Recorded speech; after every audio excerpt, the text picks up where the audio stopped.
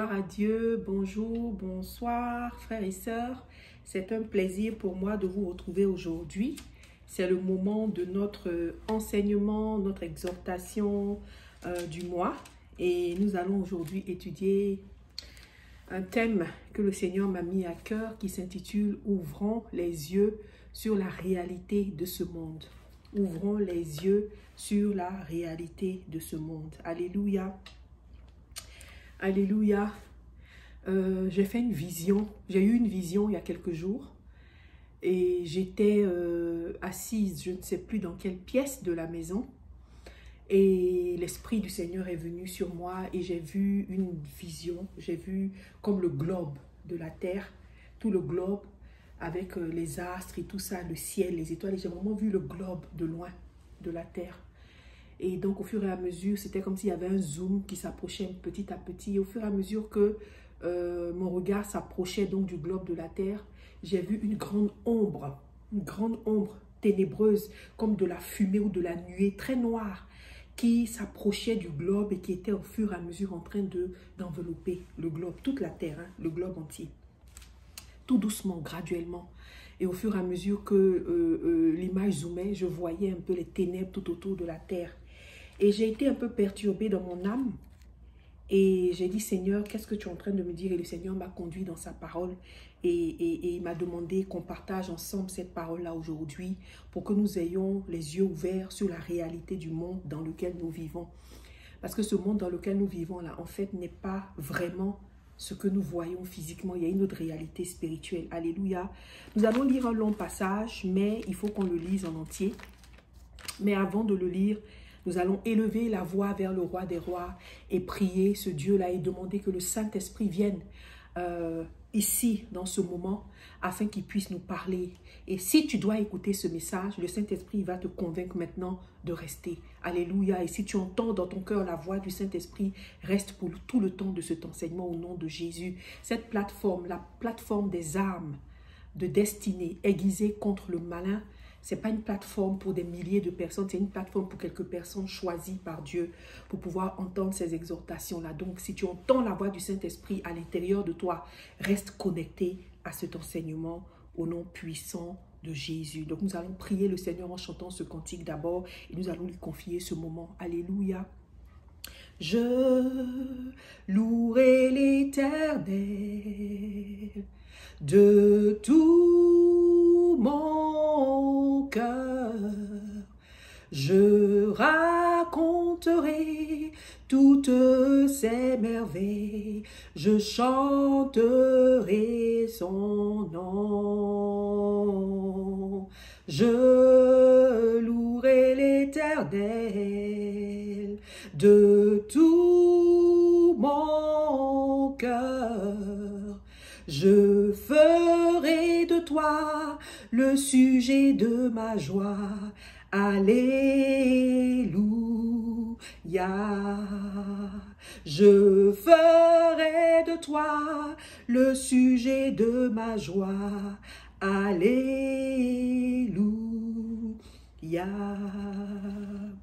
Saint-Esprit, nous t'appelons parmi nous ce matin, Papa, afin que tu viennes nous révéler la profondeur de ta parole au nom puissant de Jésus-Christ. Que en ce moment, tu te déplaces dans chaque endroit, chaque véhicule, chaque maison, chaque endroit où un ou une de tes enfants est assis et où tu dois parler à son âme. Viens, Éternel, et parle au travers de moi, parle au travers d'eux, Seigneur. Avec humilité, nous venons devant toi parce que nous savons que nous ne méritons pas la grâce de ta présence, mais nous te disons merci pour la révélation que tu es sur le point d'accorder à tes enfants afin de booster leur âme et de les faire réaliser qu'il est temps, Seigneur, qu'ils puissent se mettre totalement à ton service, au service du royaume, dans cette guerre déclarée ouvertement entre le royaume des cieux et le royaume des ténèbres. C'est dans le nom puissant de Jésus que nous avons prié. Amen. Amen. Donc nous allons commencer et nous allons lire le livre de Daniel. Comme je disais, c'est un passage long, mais nous allons le lire en entier. Daniel 7, 1 à 28 et Daniel 8, 15 à 27. Alléluia. Daniel 7, 1 à 28 et Daniel 8, 15 à 27. Et lisons la parole. Alléluia. La première année de Belshazzar, roi de Babylone, Daniel eut un songe et des visions de son esprit pendant qu'il était sur sa couche. Ensuite, il écrivit le songe et raconta les principales choses. Daniel commença et dit, « Je regardais pendant ma vision nocturne, et voici les 4 vents des cieux firent irruption sur la grande mer, et 4 grands animaux sortirent de la mer, différents l'un de l'autre.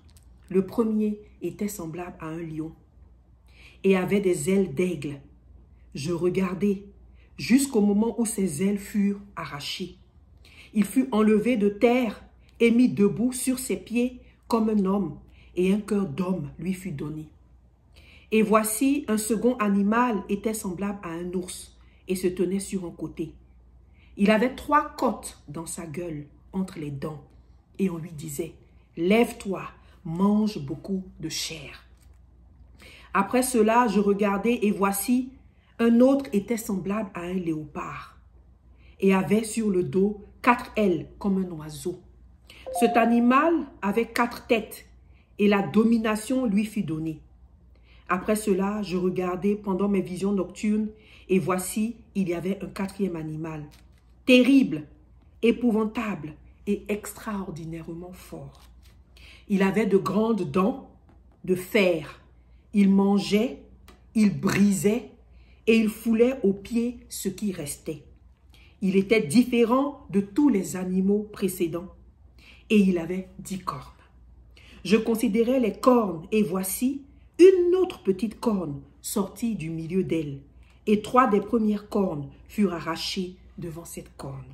Et voici, elle avait des yeux comme des yeux d'homme et une bouche qui parlait avec arrogance. Je regardais pendant que l'on plaçait des trônes et l'ancien des jours s'assit. Son vêtement était blanc comme la neige et les cheveux de sa tête étaient comme de la laine pure. Son trône était comme des flammes de feu et les roues comme un feu ardent. Un fleuve de feu coulait et sortait de devant lui. 1000 milliers le servaient et 10 000 millions se tenaient en sa présence. Les juges s'assirent et les livres furent ouverts. Je regardais alors à cause des paroles arrogantes que prononçait la corne, et tandis que je regardais, l'animal fut tué et son corps fut anéanti, livré au feu pour être brûlé. Les autres animaux furent dépouillés de leur puissance, mais une prolongation de vie leur fut accordée jusqu'à un certain temps. Je regardais pendant mes visions nocturnes et voici, sur les nuées des cieux, arriva quelqu'un de semblable à un fils de l'homme. Il s'avança vers l'ancien des jours et on le fit approcher de lui. On lui donna la domination, la gloire et le règne. Et tous les peuples, les nations et les hommes de toute langue le servirent. Sa domination est une domination éternelle qui ne passera point et son règne ne sera jamais détruit. Verset 15. Moi, Daniel, j'eus l'esprit troublé au-dedans de moi et les visions de ma tête m'effrayèrent. Je m'approchai de l'un de ceux qui étaient là et je lui demandai ce qu'il y avait de vrai dans toutes ces choses. Il me le dit et m'en donna l'explication. Ces 4 grands animaux, ce sont 4 grands rois qui s'élèveront sur la terre. Mais les saints du Très-Haut recevront le royaume et ils posséderont le royaume éternellement, d'éternité en éternité. Ensuite, je désirais savoir la vérité sur le 4e animal, qui était différent de tous les autres, extrêmement terrible, qui avait des dents de fer et des ongles d'airain, qui mangeait, qui brisait et qui foulait aux pieds ce qui restait. Et sur les 10 cornes qu'il avait à la tête, et sur l'autre qui était sortie et devant laquelle 3 étaient tombés, sur cette corne qui avait des yeux, une bouche parlant avec arrogance et une plus grande apparence que les autres. Je vis cette corne faire la guerre aux saints et l'emporter sur eux, jusqu'au moment où l'ancien des jours vint donner droit aux saints du Très-Haut. Et le temps arriva où les saints furent en possession du royaume. Il me parla ainsi, le 4e animal, c'est un 4e royaume qui existera sur la terre, différent de tous les royaumes, et qui dévorera toute la terre, la foulera et la brisera. Les 10 cornes, ce sont 10 rois qui s'élèveront de ce royaume. Un autre s'élèvera après eux. Il sera différent des premiers et il abaissera 3 rois. Il prononcera des paroles contre le Très-Haut. Il opprimera les saints du Très-Haut et il espérera changer les temps et la loi. Et les saints seront livrés entre ses mains pendant un temps, des temps et la moitié d'un temps. Puis viendra le jugement et on lui ôtera sa domination qui sera détruite et anéantie pour jamais. Le règne, la domination et la grandeur de tous les royaumes qui sont sous les cieux seront donnés au peuple des saints du Très-Haut. Son règne est un règne éternel et tous les dominateurs le serviront et lui obéiront. Ici finirent les paroles. Moi, Daniel, je fus extrêmement troublé par mes pensées et je changeai de couleur et je conservai ces paroles dans mon cœur. Nous allons continuer avec Daniel, le chapitre 8, versets 15 à 27. Alléluia. Verset 15. Tandis que moi, Daniel, j'avais cette vision et que je cherchais à la comprendre, voici quelqu'un qui avait l'apparence d'un homme se tenait devant moi. Et j'entendis la voix d'un homme au milieu de l'oulaï. Il cria et dit, « Gabriel, explique-lui la vision. » Il vint alors près du lieu où j'étais, et à son approche, je fus effrayé et je tombai sur ma face. Il me dit, « Sois attentif, fils de l'homme, car la vision concerne un temps qui sera la fin. » Comme il me parlait, je restai frappé d'étourdissement, la face contre terre. Il me toucha et me fit tenir debout à la place où je me trouvais. Puis il me dit, « Je vais t'apprendre ce qui arrivera au terme de la colère, car il y a un temps marqué pour la fin. Le bélier que tu as vu et qui avait des cornes, ce sont les rois des Mèdes et des Perses. Le bouc, c'est le roi de Javan. La grande corne entre ses yeux, c'est le premier roi. Les 4 cornes qui se sont élevées pour remplacer cette corne brisée, ce sont 4 royaumes qui s'élèveront de cette nation, mais qui n'auront pas autant de force. À la fin de leur domination, lorsque les pécheurs seront consumés, il s'élèvera un roi, impudent et artificieux. Sa puissance s'accroîtra, mais non par sa propre force.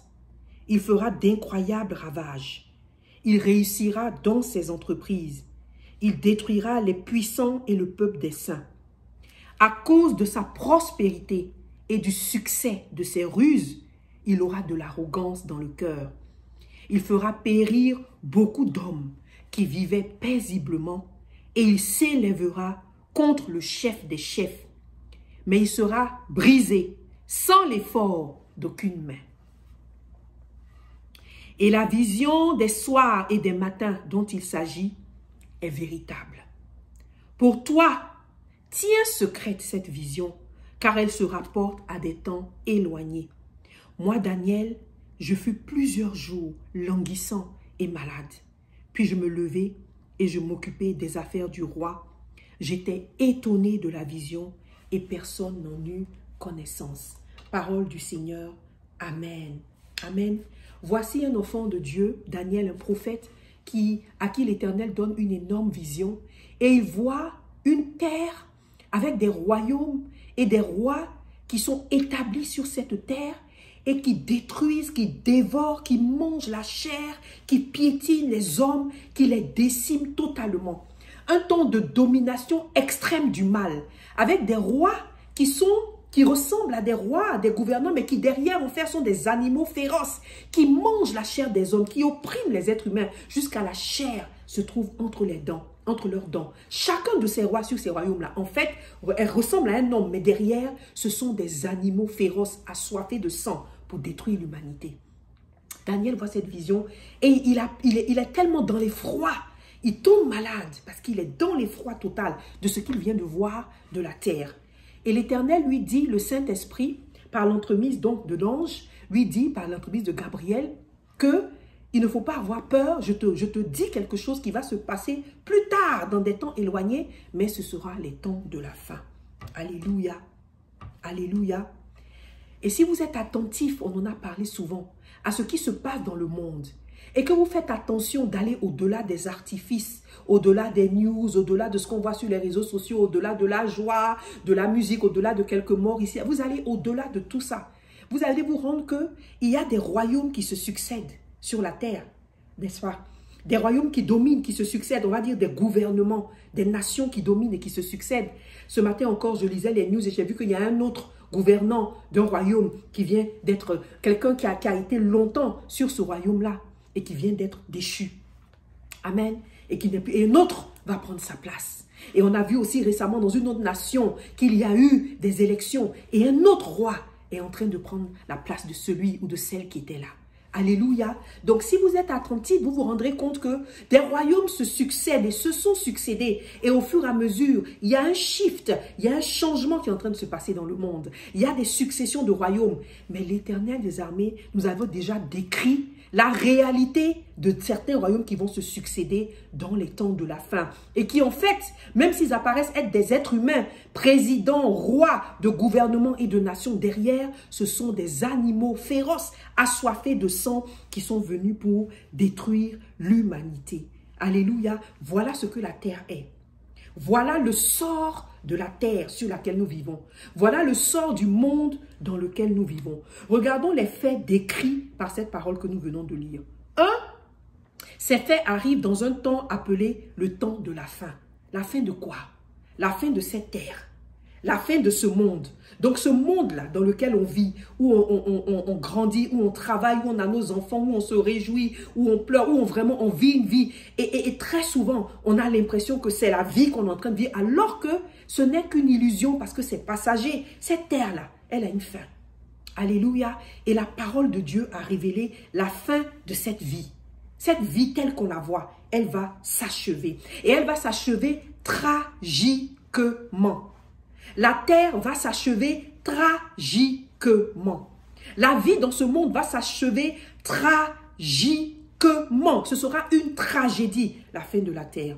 Alléluia. Le deuxième fait décrit par cette parole, c'est que des royaumes vont se succéder ou se sont succédés sur la face de la terre et ils vont dominer le monde l'un après l'autre. Mais quand on regarde la domination dont le passage parle, c'est une domination perfide. C'est une destruction de l'être humain. C'est des carnivores qui vont manger la chair de l'être humain, piétiner, détruire l'être humain, le jeter à terre et encore le piétiner pour complètement détruire tous les hommes. Ça donne froid dans le dos quand on y pense. C'est le sort de la terre. C'est le sort des êtres humains. Parce que cette terre-là, vous allez voir plus tard, elle est maudite.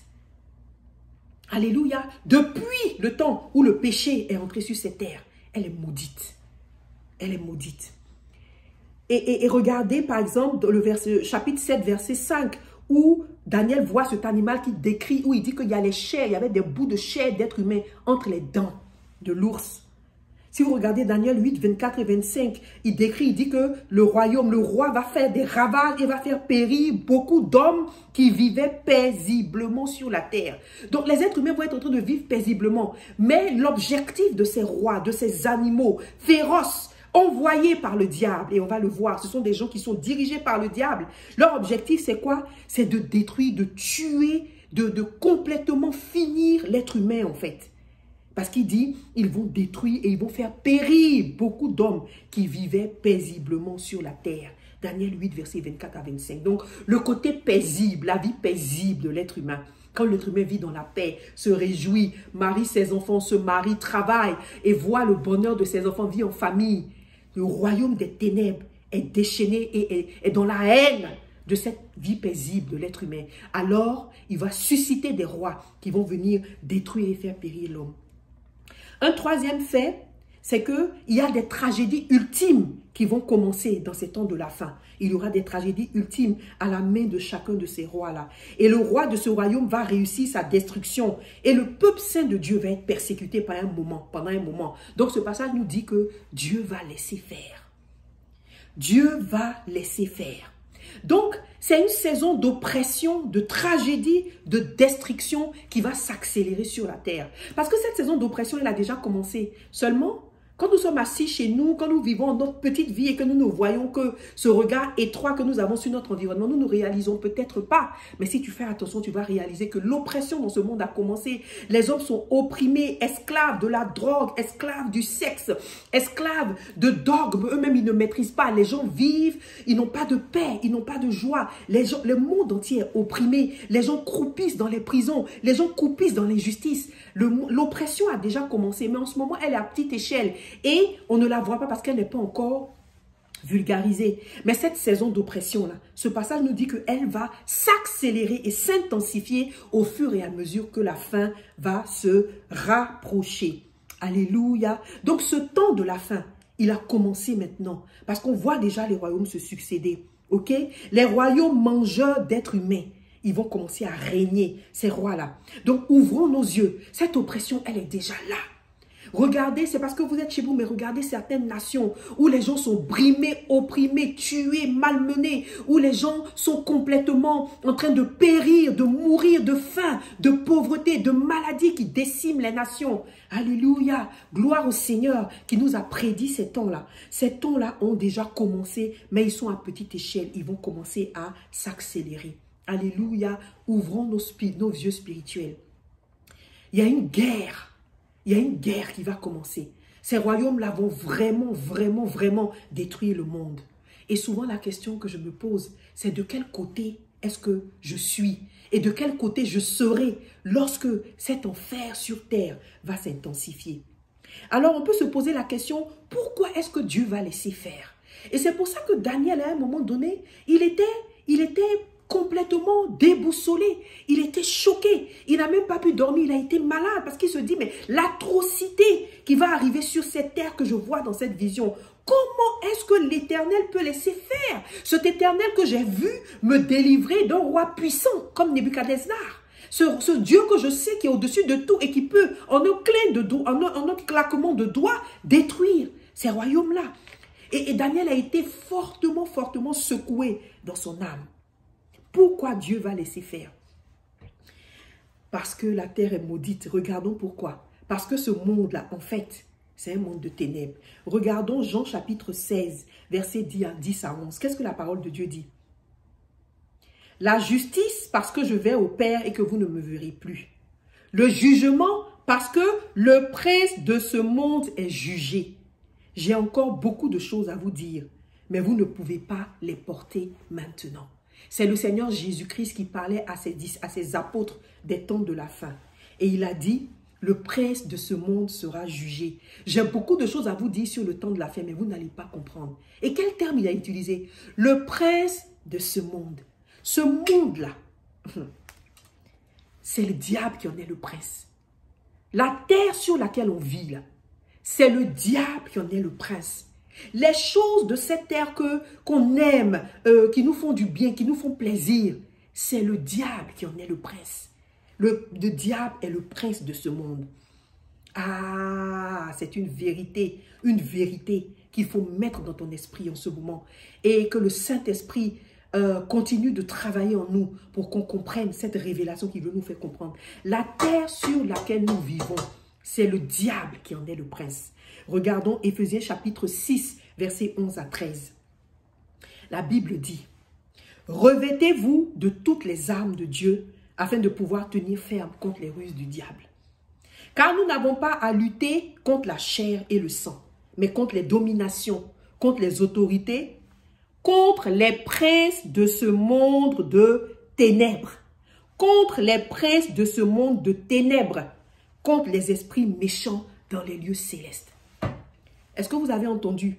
Ça, c'est lorsque Paul est en train de parler de la guerre spirituelle, de la guerre que le royaume de Dieu va enclencher au royaume des ténèbres, et il parlait des armes. Il dit, les princes de ce monde de ténèbres, donc dans ce monde où nous vivons, c'est un monde de ténèbres, et le prince de ce monde-là, ils sont plusieurs, le diable et ses acolytes. Ce sont eux qui sont princes de ce monde de ténèbres. Et il parle maintenant d'esprits méchants dans les lieux célestes. Donc en fait, le diable, là, c'est résidence. Il y a les lieux célestes, il y a au-dessous des mers, au fond, et puis il y a ce monde, il y a la terre. Oui, Il y a la terre, c'est la résidence du diable, le prince et ses princes, la terre sur laquelle nous vivons.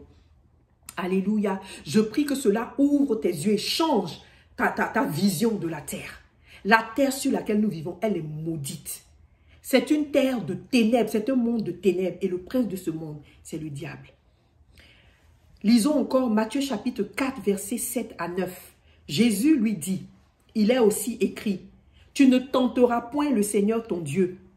Le diable le transporta encore sur une montagne très élevée, lui montra tous les royaumes du monde et leur gloire. Il lui montra quoi?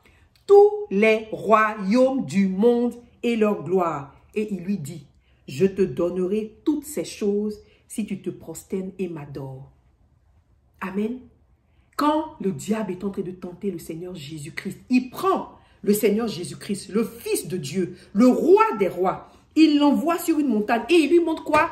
Les royaumes du monde et leur gloire. Tous les royaumes, sans exception, et leur gloire.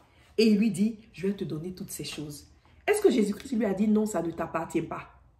Est-ce que ça a été la réponse du Seigneur? Non. Pourquoi? Parce que les royaumes de ce monde et leurs rois appartiennent au diable. Parce que cette terre appartient au diable.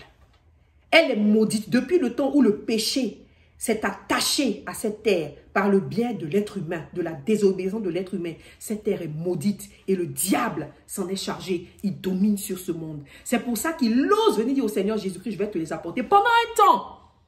Il domine sur cette terre. Mais cette terre-là, elle a une fin parce que l'Éternel va la détruire. Elle est maudite, elle est ténébreuse. Elle ne peut pas perdurer. La vie que nous vivons ne peut pas, la terre ne peut pas perdurer. Il faut qu'elle soit détruite. Et Dieu, on a déjà ordonné la destruction. Mais pendant un temps, le diable est le prince de ce monde. Alléluia.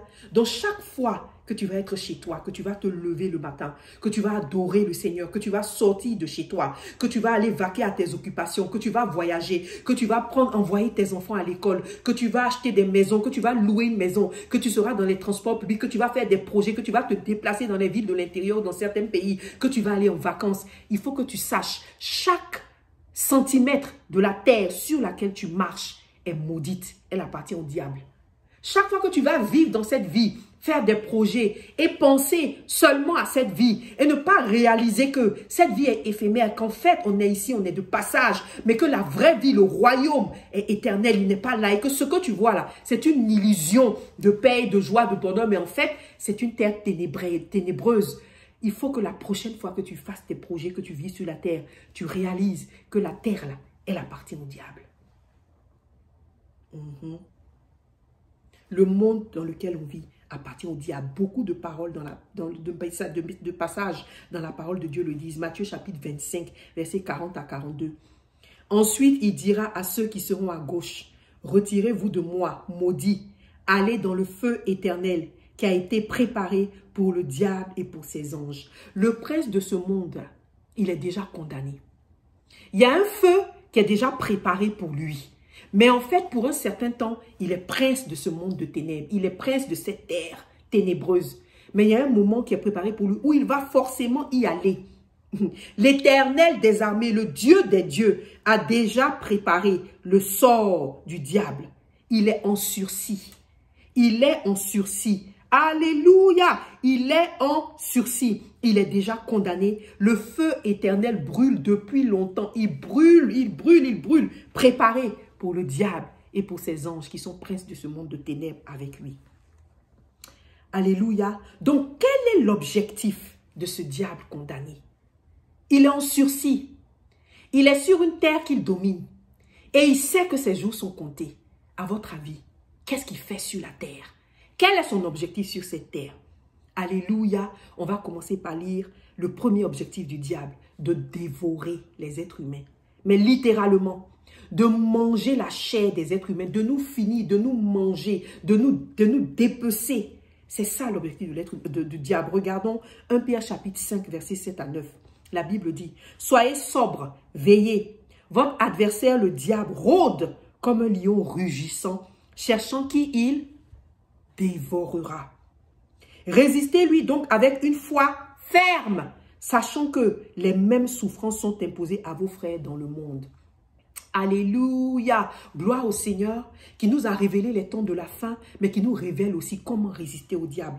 La parole de Dieu dit, veillez, veillez. Et tellement de paraboles ont été partagées par le Seigneur sur la veille. Il ne faut pas t'endormir. Il ne faut pas t'endormir comme ces vierges-là qui attendaient. Il ne faut surtout pas t'endormir. Ne te laisse pas endormir par les biens de ce monde. Ne te laisse pas endormir par les actualités que tu entends. Ne te laisse pas endormir par la musique. Ne te laisse pas endormir par le sport, par les activités de ce monde. Ne te laisse pas endormir par la vie quotidienne. Il faut veiller parce que ton adversaire, le diable, rôde comme un lion rugissant. Vous vous souvenez d'un royaume ressemblait à quoi? À un lion. Il rôde, il cherche qu'il va dévorer. Il rôde littéralement, il rugit, il a faim, il cherche sur la terre et il est sur sa terre. Donc quand il se promène sur sa terre où il domine, il cherche qui est-ce qu'il va dévorer. Voici la terre sur laquelle nous vivons. Le diable est constamment en train de t'épier, de m'épier, de piller tous les êtres humains juste pour dévorer. Et c'est ce qu'il passe son temps à faire. C'est pour ça qu'il y a beaucoup de tragédies qui se passent dans ce monde. Tu ne sais pas parce que tu es endormi. Tu ne sais pas parce que tu somnoles. Tu ne sais pas parce que tu ne réalises pas, tes yeux spirituels sont fermés et tes yeux charnels sont ouverts. Tu ne sais pas parce que le diable nous a occupés souvent avec des activités, des choses. Il nous a occupés pendant longtemps, occupés les yeux et on ne voit pas ce qui se passe, la réalité derrière ce monde-là. Alléluia. Le diable et ses acolytes sont en train de rugir, se promènent à travers la terre pour chercher qui ils vont dévorer. Et ils en ont dévoré plusieurs. Beaucoup d'enfants de Dieu font partie. Beaucoup d'enfants de Dieu font partie de ceux que le diable dévore. Quel est l'objectif de ce diable en sursis sur la terre? Dévorer. Souvenez-vous de quelque chose. Hein? Ce diable-là, il est en sursis. Il est déjà condamné. Il y a un feu qui l'attend. Et il vit sur la terre avec qui? Avec la création de celui qui l'a condamné. Avec les êtres humains. Et il sait que ce Dieu-là aime énormément les êtres humains. Avec parmi eux des enfants de Dieu, avec qui Dieu a une alliance, qui ont décidé de marcher avec lui. Le diable. Donc, c'est un peu comme si nous, en tant qu'enfants de Dieu et les êtres humains, on vit sur un territoire du diable. Et lui, là, il nous déteste tellement parce qu'il sait que nous sommes aimés de celui qui lui a donné ce sort. Vous pensez qu'il fait quoi sur cette terre? Où lui, il est, cette terre qui lui appartient, si ce n'est pas pour nous dévorer. Alléluia, mais il ne faut pas avoir peur. La parole de Dieu dit, résistez-lui avec quoi? Une foi ferme. La chose principale avec laquelle tu résistes au diable, c'est une foi ferme. C'est pour ça, mon frère, ma soeur, il ne faut jamais jouer avec ta foi. Quand le diable est à l'affût de ta vie pour te dévorer, quand tu traverses des situations d'épreuves extraordinaires, quand le diable te lance des flèches, il ne faut jamais fléchir dans ta foi. Il ne faut jamais te laisser être ébranlé. Parce que la manière dont tu résistes au diable, c'est ta foi. Ta foi, c'est quoi? C'est de savoir que le Dieu des armées qui a créé cette terre, que ton Dieu, il est plus grand et c'est lui qui est au-dessus de tout, même si Satan est le prince de ce monde de ténèbres. Alléluia, le royaume de notre Dieu est énormément plus grand, plus vaste. Il est infini relativement à cette petite terre qui appartient au diable. Alléluia, il ne faut jamais, jamais, jamais te laisser intimider par le diable et laisser ta foi s'ébranler. Quel est l'objectif de ce diable condamné qui vit et qui règne sur un territoire qui lui appartient avec les enfants de celui qui l'a condamné? Qu'est-ce qu'il veut? Jean 8, versets 43 à 45. Pourquoi ne comprenez-vous pas mon langage? Parce que vous ne pouvez pas écouter ma parole. Vous avez pour père le diable et vous voulez accomplir les désirs de votre père. Il a été meurtrier dès le commencement et il ne se tient pas dans la vérité parce qu'il n'y a pas de vérité en lui. Lorsqu'il profère le mensonge, il parle de son propre fond car il est menteur et le père du mensonge. Dans ce passage-là, Jésus-Christ décrit le diable et il dit quoi? C'est un meurtrier, c'est un menteur. Mais il ne va même pas décrire le mensonge. Parce que le mensonge que nous, les enfants de Dieu et les êtres humains, faisons souvent de temps en temps, là, ces petits mensonges ici et là, ce n'est pas le mensonge du diable. Là. La Bible dit, il ment, il parle de son propre fond, car il est menteur, mais il est le père du mensonge. Donc c'est un meurtrier et un menteur. Donc qu'est-ce qu'il fait sur cette terre? Meurtrier, un assassin. Je me suis souvent demandé pourquoi les êtres humains ont tendance à plus croire le mensonge plutôt que la vérité. Je me suis souvent demandé pourquoi les êtres humains ont tendance à plus être attirés par la mort que par la vie. Parce que l'être humain lui-même est maudit aussi. Quand tu rencontres le Seigneur de Jésus-Christ, par le sang de Christ, il te restaure et il ôte la malédiction. Mais si tu te laisses aller et que le Saint-Esprit ne demeure pas en toi de façon permanente, si tu te laisses aller, la malédiction commence à faire son chemin. Alléluia. Et donc, à cause de ça, tu ne réalises pas, mais le mensonge peut t'envahir. La peur peut t'envahir. Alléluia. Donc, le diable, c'est un meurtrier. Tout ce qu'il veut, c'est te tuer. C'est tuer les êtres humains. C'est fini, mais littéralement, c'est ça. C'est ce que la parole de Dieu dit. Te tuer, tuer ton âme pour que tu n'ailles pas au ciel. Tuer ton corps pour que tu ne puisses pas survivre sur cette terre, pour que tu aies l'opportunité de rencontrer Jésus et d'aller au ciel. Te tuer à tout point de vue. Tuer ton esprit pour que tu perdes ta joie et que tu n'aies pas d'espérance et que tu ne puisses pas te rapprocher du Seigneur Jésus et recueillir le salut qu'il te donne. C'est pour ça qu'il fait ça à l'être humain. Il tue les êtres humains, finit leur espérance, finit leur espoir, il tue leur âme et il tue aussi leur corps pour pouvoir détruire toute opportunité que l'être humain rencontre le Seigneur Jésus. Il ne veut pas aller seul dans le feu qui lui est destiné. Il a décidé que si lui, puisque lui doit aller dans le feu éternel, il va partir avec le maximum d'êtres humains avec lesquels il puisse partir. Voici le travail que le diable est en train de faire sur cette terre. Alléluia. Les êtres humains ont tendance à plus croire le mensonge. Parce qu'en fait, on est maudit à cause du péché. Parce que on va raconter deux histoires. Tu vas prendre une assemblée, tu vas prendre des gens. Tu vas leur raconter deux histoires, mais dans l'actualité. Des mensonges cousus de bout en bout. Bien cousus, bien mis ensemble. Joli mensonge. Tu vas raconter cette histoire. Et puis tu vas raconter une histoire qui est vraie. L'être humain, 90% des gens, des êtres humains, vont croire le mensonge. Ils vont avaler le mensonge. Et ils vont parler comme si même ils étaient présents dans cette histoire. Puis ils ont vécu ça. Parce que nous-mêmes, en tant qu'êtres humains, avec la chair qu'on a du péché, on a été aussi maudits. Et comme même les enfants de Dieu souvent ne sont pas proches et intimes du Seigneur pour garder la connexion avec le Saint-Esprit, on a tendance aussi, même les enfants de Dieu, à plus croire le mensonge que la vérité. C'est triste, hein? On ne se rend pas compte, mais le sort que le péché a fait à cette terre, c'est triste. La terre est complètement à la merci du diable, et si bien que les êtres humains. Il n'y a que le salut et le sang de Christ qui t'affranchit. Alléluia! Il n'y a que le salut et le sang de Christ et la foi qui te permet d'y croire, qui t'affranchit. Au nom de Jésus. Regardons encore une fois Apocalypse chapitre 12, versets 7 à 12, parce que je veux qu'on se pose la question, qu'est-ce qu'il faut faire alors? Qu'est-ce qu'on doit faire? On a parlé tout à l'heure de la foi, mais est-ce qu'il y a des instructions précises que le Seigneur nous donne? Vous serez d'accord avec moi que bien entendu, si le Seigneur nous a laissés sur cette terre, les êtres humains, avec le diable qui règne sur cette terre, il ne nous a pas laissés seuls. Alléluia. C'est pourquoi il nous a laissé le Saint-Esprit en partant. C'est pourquoi il nous a laissé la parole de Dieu en partant. C'est pour ça qu'il nous a laissé le sang de Jésus-Christ en partant. On a toutes les armes nécessaires pour résister contre le diable. Et alors, dans ce monde-là, on devient invincible. Alléluia! Dans ce monde-là, lorsque tu as la foi, lorsque tu as le sang de Christ, lorsque tu es affranchi et que tu es enfant de Dieu en alliance avec l'Éternel, tu deviens invincible et intouchable dans ce monde de ténèbres. Alléluia! C'est valable pour toi, c'est valable pour moi, c'est valable pour tes alliés et pour tous ceux qui vont décider de marcher avec Christ, d'avoir la foi et de se saisir de son alliance. Alléluia! Le sang de Christ va faire le reste du travail. Donc, que faut-il faire? Lisons Apocalypse chapitre 12, versets 7 à 12. Et je voudrais qu'on le lise, voilà, je l'ai ici. La Bible dit, il y eut une guerre dans le ciel. Michel et ses anges combattirent contre le dragon. Et le dragon et ses anges combattirent. Mais ils ne furent pas les plus forts, et leur place ne fut plus trouvée dans le ciel. Et il fut précipité, le grand dragon, le serpent ancien, appelé le diable et Satan, celui qui séduit toute la terre.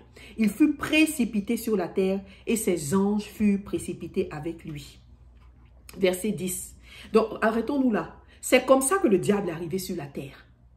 Donc, si encore tu étais en train de douter que la résidence du diable, c'est sur cette terre, c'est sa résidence principale. Le ciel, les lieux célestes dans lesquels il est, ici, là. Et puis le fond des mers dans lesquels il est avec ses troupes. Ça là, ce sont ses résidences secondaires. La Bible dit que quand il a été jeté, qu'il a été précipité, Apocalypse 12, verset 9, le grand dragon, le serpent ancien, le diable et Satan, pour ne même pas que tu doutes qu'on parle de lui, celui qui séduit toute la terre, la Bible dit qu'il a été précipité où? Sur la terre. Sur la terre, cette vie qu'on mène là, on se promène partout, on admire. Vous savez, avant, souvent je voyageais, j'admirais la nature. Je disais, oh la nature, oh my God, la nature c'est tellement beau. Laisse-moi te dire quelque chose. La nature que Dieu a créée là, la beauté de cette nature là, elle va t'éblouir les yeux. Elle va t'éblouir parce qu'elle n'a rien à voir avec la nature que tu vois sur la terre et puis tu es impressionné. Ce que tu vois sur la terre là, c'est une nature maudite. Alléluia, c'est une nature maudite. C'est-à-dire ça là, la version là que tu vois là, c'est la version pâle. La version la plus pâle et la plus laide de la nature que Dieu avait créée à l'origine. Alléluia, ici, là, c'est la résidence du diable. Tu penses que quand le diable a été précipité sur la terre, cet esprit obscur, ce serpent ancien, avec tous ces anges, ils sont arrivés sur la terre. Ils sont venus sur la terre avec quoi? Ils sont venus sur la terre avec des esprits mauvais, avec la négativité, la destruction. Tu penses qu'ils ont laissé la terre dans quel état? Ce que tu vois là, qui a l'air d'être beau là, ce n'est pas la vraie terre. Ouvre tes regards spirituels. Le diable règne sur cette terre. Le diable règne dans ce monde. Alléluia. C'est ce que la parole de Dieu nous dit. Il règne. Et le alléluia que je dis, c'est alléluia. Dieu est vivant. Alléluia. Malgré cela, Dieu est vivant. Alléluia est au-dessus de tout. Alléluia. Et verset 10, et j'entendis dans le ciel une voix forte qui disait, maintenant le salut est arrivé et la puissance et le règne de notre Dieu et l'autorité de son Christ, car il a été précipité, l'accusateur de nos frères, celui qui les accusait devant notre Dieu jour et nuit. Le diable, il a plein de stratégies. On parle de quoi ici? Séducteur.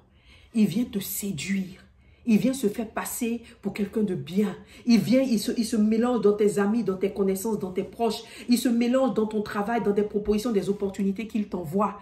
Il est séducteur. Il te fait croire que la vie que tu vis là, c'est beau, on est dans une belle vie, que c'est ça la vie. Et tu oublies qu'en fait, il y a une autre vie. Tu oublies que ça là, c'est pas la vie en fait. C'est pas la vie. C'est illusoire. C'est éphémère. Il te séduit. Il nous séduit. Il nous séduit. Alléluia. Donc voilà son travail. C'est un séducteur. C'est un séducteur. C'est un accusateur. Une autre de ses stratégies, c'est d'accuser. D'aller devant le Père et puis d'accuser, de dire cette personne, celle-là, celui-là, mais il a fait ça, pour que le Seigneur tourne son regard de toi, détourne son regard de toi. Voici ce que fait, il fait jour et nuit. Mais il a été précipité, l'accusateur. Il a été précipité sur la terre. Il n'est plus capable d'aller dans les cieux là-bas pour faire ce qu'il veut faire. Donc sa résidence est sur la terre. Mais la Bible dit au verset 11, ils l'ont vaincu à cause du sang de l'agneau, à cause de la parole de leur témoignage, et ils n'ont pas aimé leur vie jusqu'à craindre la mort. Alléluia, 3 choses. Que faut-il faire?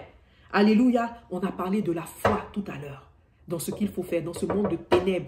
Ne t'amuse pas à perdre ta foi en Dieu. Ta foi qui te permet de croire que Dieu est Dieu et qui te permet de t'accrocher à lui et de vivre avec lui une vie de sainteté, une vie de dédit, d'engagement, une vie vraiment de concentration sur les choses de Dieu. Ta foi qui te permet de l'aimer, de vivre dans la sainteté, d'avoir sa crainte et de lui faire plaisir par ta vie. Ta foi qui te permet de résister au diable. Il faut que tu aies la foi.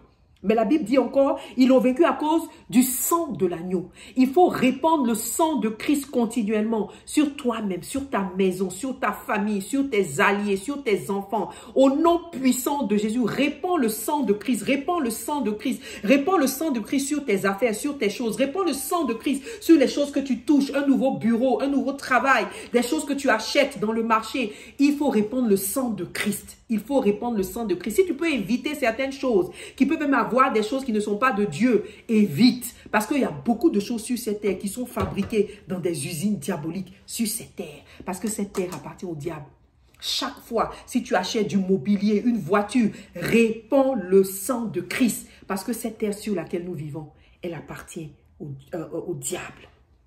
Elle appartient au diable. Donc, ils l'ont vaincu à cause du sang de l'agneau. Tu as le sang. Tu as le sang de Christ. Tu as le sang de Christ. Utilise-le à profusion. Alléluia. Utilise, Seigneur, je déclare au nom puissant de Jésus, le sang de Christ sur ma famille, sur moi-même, sur mes enfants, au nom puissant de Jésus, sur chacune des personnes qui nous écoutent aujourd'hui, sur leur famille, sur nos biens, sur tout ce que nous touchons, au nom puissant de Jésus, car c'est avec le sang de Christ, de l'agneau, que nous allons vaincre le diable. Alléluia. Que le sang de Christ soit sur ta vie, que le sang de Christ soit sur la mienne et sur nos familles respectives, au nom puissant de Jésus. La Bible dit, ils l'ont vaincu à cause de la parole de leur témoignage. La parole de ton témoignage, il faut prendre la parole de Dieu, il faut l'élever et il faut la proclamer, il faut témoigner de la présence, de la puissance du Seigneur Jésus-Christ dans ta vie. Il faut témoigner de la puissance de la croix, de la puissance de la mort et de la résurrection de Christ. Il faut proclamer cela sur ta vie. Alléluia. Il faut dire, j'ai vaincu le diable à cause du sang de l'agneau et à cause de la parole de mon témoignage. Et je témoigne que Jésus-Christ, jusqu'ici, il m'a secouru. Jusqu'ici, il m'a secouru. Il n'a pas permis que mon pied chancelle. Alléluia. Quand j'ai traversé les eaux, je n'ai pas été submergé. Au nom puissant de Jésus, tu vas prendre chaque verset de la parole, le proclamer sur ta vie et témoigner de la puissance de Dieu dans ta vie. Alléluia. Et tu vas vaincre le diable à cause de la parole, de ton témoignage. Alléluia. Alléluia. Et la Bible dit, ils l'ont vaincu. Ils n'ont pas aimé leur vie jusqu'à craindre la mort. Que la peur. Mais je veux dire, de la même manière, je disais tout à l'heure qu'il ne faut pas te laisser intimider et perdre ta foi. De la même manière, ne te laisse jamais intimider et laisser la peur t'envahir. Si tu te rends compte que tu commences à avoir peur et à trembler, arrête-toi. Commence à prier. Déclare la parole du Seigneur sur ta vie. Prends la parole, déclare-la. Il ne faut jamais laisser la peur. Parce que les enfants de Dieu qui ont vécu le diable, ils n'ont pas cru. Même la mort, ils n'ont pas craint. Parce que la mort n'a pas de pouvoir sur eux. Pourquoi? Parce que lorsque nous mourons, qu'est-ce qui nous arrive? Nous allons dans le royaume de notre Père. Alléluia. Que le Seigneur nous donne la force et la révélation pour ouvrir nos yeux sur cette terre et sur le salut que Dieu nous accorde. Alléluia. Verset 12 dit, c'est pourquoi réjouissez-vous cieux et vous qui habitez où? Dans les cieux. Réjouissez-vous cieux et vous qui habitez dans les cieux. Malheur à la terre et à la mer, car le diable est descendu vers vous, animé d'une grande colère, sachant qu'il a peu de temps. L'Éternel Dieu dit quoi ici? Au travers de Jean, dans l'Apocalypse, il dit, les cieux n'ont qu'à se réjouir. Ah, Seigneur Jésus, aide-nous. Que les cieux se réjouissent. Mais malheur à la terre et à la mer, ceux qui sont sur la terre. Parce que le diable est descendu vers nous quand il a été précipité, animé d'une grande colère. Si tu savais combien de fois le diable déteste les êtres humains. Il a été vaincu, humilié, jeté sur la terre, propulsé, précipité sur la terre, comme un moins que rien, alors qu'il avait une gloire extraordinaire dans le ciel. Mais à cause de son arrogance et de son orgueil, Dieu l'a précipité sur la terre. Il est arrivé ici avec ses anges, en colère. Il a trouvé sur la terre qui? Les êtres humains. En colère. En colère, il est arrivé sur la terre pour décimer l'être humain, pour dévorer, pour détruire l'être humain à tout point de vue, physiquement, spirituellement et en esprit, pour finir avec l'être humain. C'est dans cette terre-là qu'on vit. Si tu ne t'accroches pas à Jésus-Christ, si tu ne t'assures pas que tu marches avec Jésus-Christ dans la vérité, mais qu'est-ce qui va t'arriver sur cette terre? Tu vas perdre ton salut. Tu vas perdre ton salut, tu vas partir, tu vas aller vivre avec le diable dans le feu préparé pour lui et ses anges. Est-ce que c'est ce que tu veux pour ta vie? Mets ta vie en ordre. Remets ton cœur au Seigneur Jésus. Ferme les yeux sur les plaisirs de ce monde et les choses de ce monde. Quand on dit plaisir de ce monde, souvent les gens pensent qu'on parle seulement de péché. Non. Les plaisirs, les choses, les biens de ce monde ne doivent pas être ta focalisation. Bien entendu, nous sommes sur la terre et nous devons vivre. Mais nous vivons sur la terre pour prendre notre place et notre position dans cette guerre du royaume des ténèbres contre le royaume de Dieu. Et pour prendre notre place et combattre auprès du Seigneur Jésus-Christ. Alléluia! C'est pour ça que nous vivons sur cette terre. Ce n'est pas pour enjoy les biens de ce monde. Non, mais le Seigneur nous les donne parce qu'on en a besoin pour être bien, pour pouvoir faire la guerre. Mais ne laisse pas ces biens être ta focalisation. Parce que tout ce que tu vois là, c'est éphémère. C'est éphémère.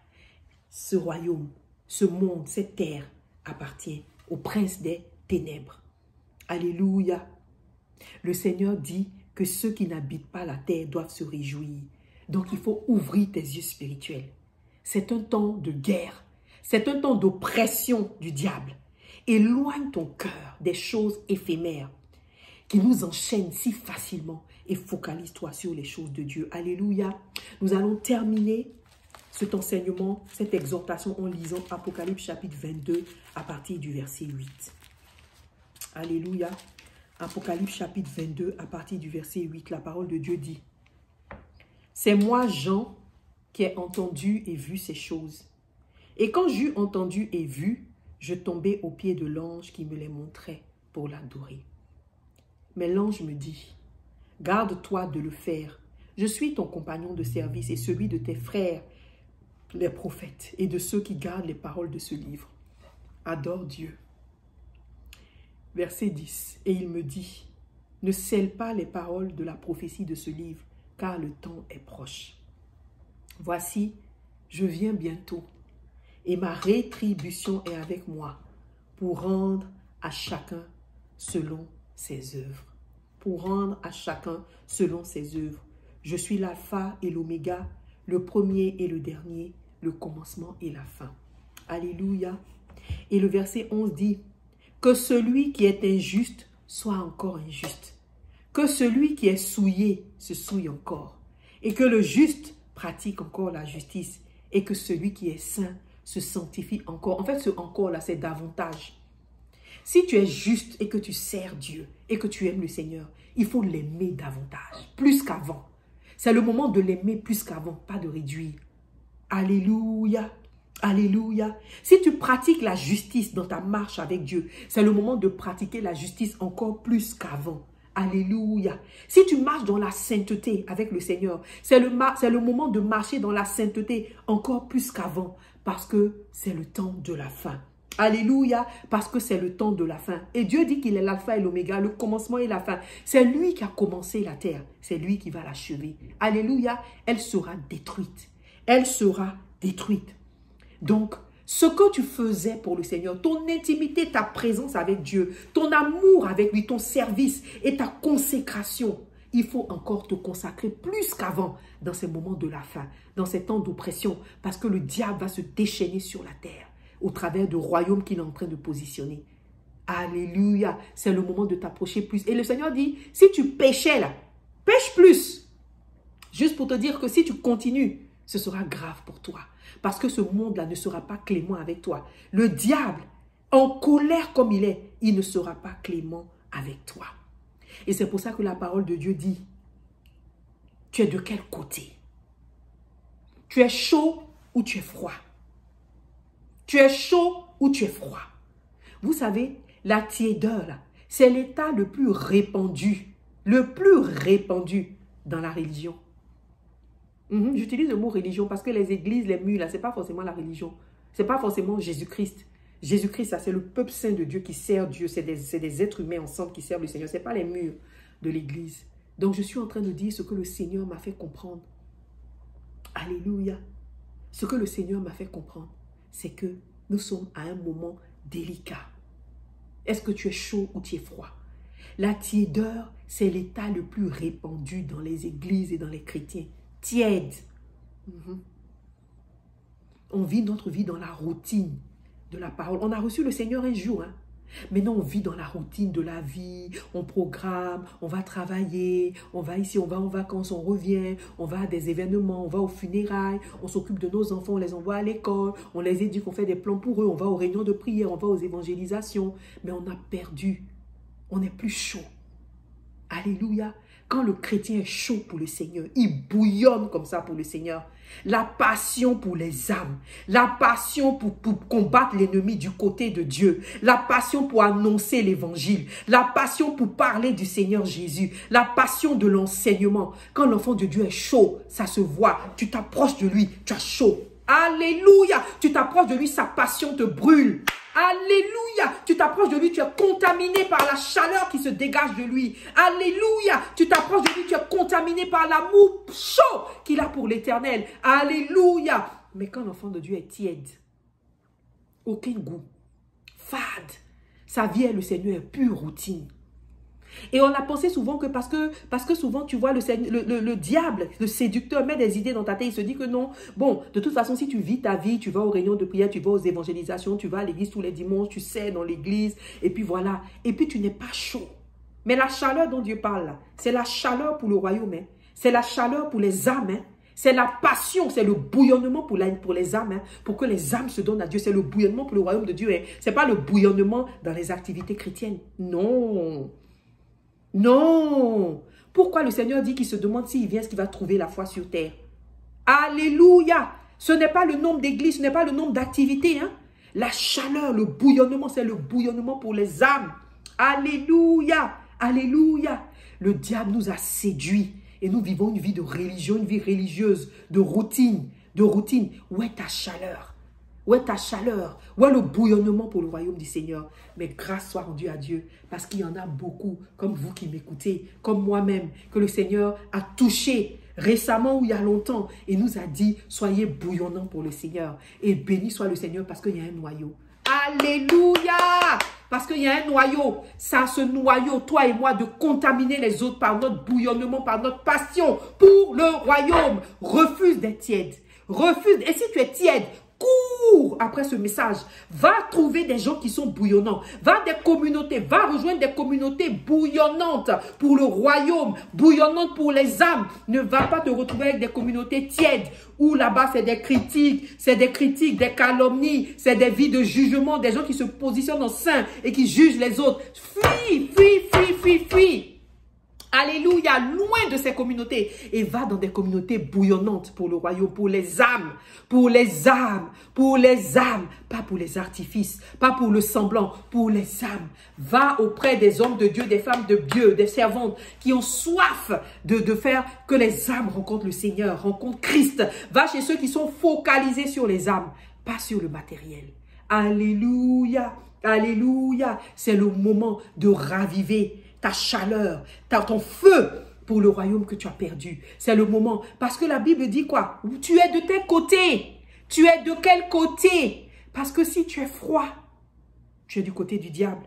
Parce que si tu es tiède et que tu es fade, tu es du côté du diable. L'Éternel va te vomir de sa bouche. Alléluia, il va te vomir de sa bouche. Alors en ces moments-là où le Seigneur est en train d'ouvrir tes yeux, d'ouvrir mes yeux sur la réalité de la terre, je prie dans le nom puissant de Jésus qu'il ravive le feu en nous, qu'il ravive le feu en toi et en moi, qu'il ravive le feu en toi et en moi, le feu pour la parole, le feu pour la sainteté, le feu pour les âmes, le feu pour le service, le feu pour la présence de Dieu, le feu pour servir Dieu. Alléluia, et qu'il ouvre tes yeux physiques, qu'il ouvre tes yeux spirituels sur la réalité de la terre, afin que tu réalises que alors que tu es dans le monde qui appartient au diable, tu es invincible, tu es préservé, tu es intouchable au nom puissant de Jésus. Mais pourquoi tu l'es? Pourquoi le Seigneur te laisse sur cette terre alors qu'il peut te prendre dans les cieux? Parce qu'en fait, dans les cieux, tu es plus en sécurité que sur la terre. Parce que le diable ne peut pas se permettre d'aller dans le royaume de Dieu. Alléluia! Mais pourquoi le Seigneur te laisse sur cette terre maudite? Pourquoi? Parce qu'il a un travail pour toi. Alléluia! Parce qu'il a une œuvre pour toi. Rends-toi utile au royaume de Dieu. Prends ta position en tant qu'arme, en tant que soldat. Dans le royaume de Dieu, prends ta position en ces temps de la fin.